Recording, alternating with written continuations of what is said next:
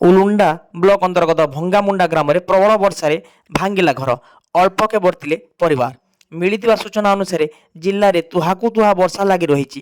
ଗତକାଲି ରାତିରେ ଭଙ୍ଗାମୁଣ୍ଡା ଗ୍ରାମର ରାମଶଙ୍କର ସାମନ୍ତରାଙ୍କ ପରିବାର ଲୋକେ ଖାଇ ପିଇ ଶୋଇଥିଲେ।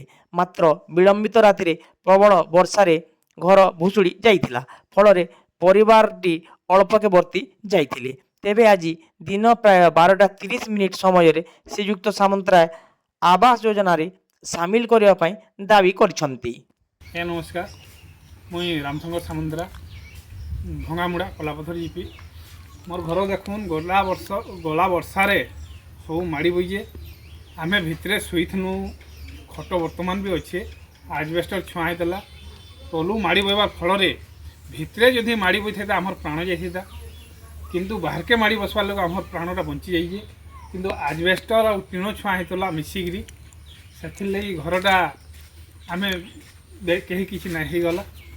ଆଉ ଇଟା ସରକାରୀ ସହାୟତା ଟିକେ ମିଳିଲେ ମୋତେ ମୁଇଁ ସରକାର ଠାନେ ଚିର ଉପକୃତ ହେତି ବୋଲିକିରି ମୋର ଆଶା ଆର୍ ବିଶ୍ୱାସ।